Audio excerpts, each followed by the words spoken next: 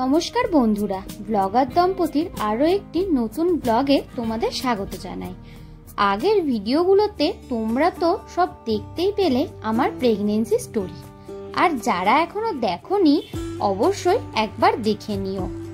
জন্মের পরই বাড়ির লোকের কাছে আমার বাচ্চাকে দিয়ে দেয়, কারণ দেরাদুনে বাচ্চার তেমন কোনো সমস্যা না থাকলে বা বাচ্চা সম্পূর্ণ সুস্থ থাকলে বাচ্চাকে বাড়ির লোকের কাছেই দিয়ে দেওয়া হয়। কিন্তু আমাকে প্রায় 2 ঘন্টা পর লেবার রুম থেকে বার করে ওরা শিফট করে ফিমেল কেয়ার ইউনিটে, আর ওইদিকে শ্রিয়ানকে দুধ খাওয়ানোর তোড়জোড় চলছে। এটা হলো ওর অফিসের কুলদীপটা। প্রথম দুধ শ্রিয়ান এই দাদার হাতেই খেয়েছে। আর দেরাদুনে বাচ্চাদের দুধ খাওয়ানোর জন্য ডাক্তার বাটি আর চামচই ব্যবহার করতে বলে। দেখো, সবাই শ্রিয়ানকে প্রথম দুধ খাওয়ানোর সাক্ষী হয়ে রয়েছে, আর আমি এই ভিডিওটাই দেখছি। তখনও আমি ওর দেখা ভালোভাবে পাইনি। এই দেখো আমাদের ছোট্ট শ্রিয়ান। দিদিও চলে এসেছে ভাইয়ের সাথে থাকবে বলে।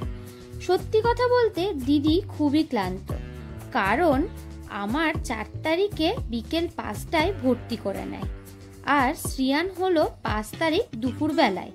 তাই সারা রাত ও মা, মাম্মি, দাদা, বৌদি, প্রতিষ্ঠা কেউই আর কোয়ার্টারে ফিরে যায়নি। আমায় রেখে সারা রাত সবাই জেগে গেল, তার মধ্যে প্রতিষ্ঠাও। ওই বলে না, সব ভালো যার শেষ ভালো। 4 তারিখটা নানা দুশ্চিন্তার মধ্যে কাটলেও 5 তারিখ খুশির খবর সব চিন্তা ক্লান্তি দূর করে দেয় আমাদের। পরের দিন 6 তারিখ ছিল শ্রিয়ানের প্রথম ভ্যাকসিনেশনের দিন। মা আর ও গিয়ে শ্রিয়ানকে ভ্যাকসিন দিয়ে নিয়ে এলো, আর এই পথটাই ছিল আমাদের কয়েকদিনের ঠিকানা। ওই দেখো, এবার শ্রিয়ানকে ওর জেমা দুধ খাইয়ে দিচ্ছে, আর সবাই রয়েছে আমার পাশে। এই আনন্দের সময়ও খারাপ লাগা মন নিয়ে দিনটা শেষ হলো। শ্রিয়ান হবার 2 দিনের মাথায় ওর আম্মা, জেম্মা, দিদি সবাই চলে যাওয়ার পালা, কারণ অনেকদিন আগের থেকে ফেরার টিকিট করা ছিল। আর শ্রিয়ান কদিন দেরিতে হওয়াতে এমনটা আরো হলো। মাম্মিরা টানা 2 মাস থাকার পরে ফিরে গেল রানাঘাটে। রয়ে গেলাম আমি, মা, শ্রিয়ান আর ওর বাবা। আজ এই পর্যন্তই, দেখা হবে পরের গল্পে।